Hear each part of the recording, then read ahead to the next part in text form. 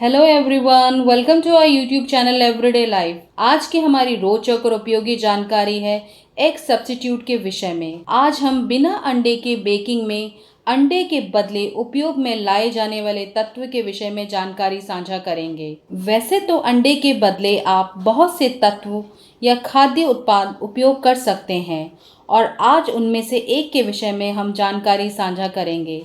तो आज है कंडेंस्ड मिल्क।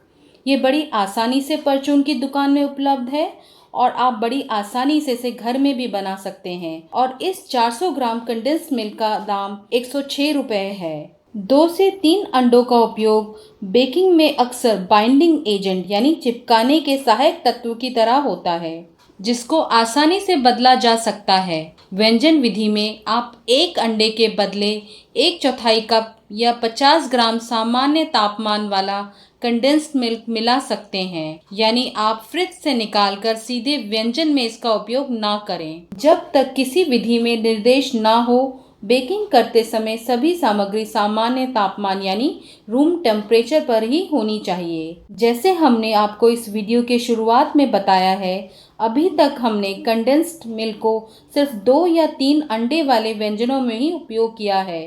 3 से ज़्यादा अंडे व्यंजन में अन्य कार्य भी करते हैं, इसलिए उन्हें कंडेंस्ड मिल्क से बदलना उपयुक्त नहीं है। कंडेंस्ड मिल्क को आप सिर्फ कुकीज़ और केक में ही उपयोग कर सकते हैं। क्योंकि इसमें स्वयं की मिठास होती है, तो आप इसको नमकीन व्यंजन में उपयोग नहीं कर सकते और मीठे व्यंजन में भी आपको इसकी मिठास की वजह से चीनी की मात्रा कम करनी पड़ती है। आपकी सुविधा के लिए हमने एक कुकी और एक एगलेस केक के वीडियो का लिंक डिस्क्रिप्शन बॉक्स में लिख दिया है और आने वाले समय में भी हम और भी व्यंजन की विधियों का लिंक साझा करेंगे। हम आशा करते हैं हमारी आज के एग सब्स्टिट्यूट की जानकारी आपकी एवरीडे लाइफ में ज़रूर उपयोगी रहेगी।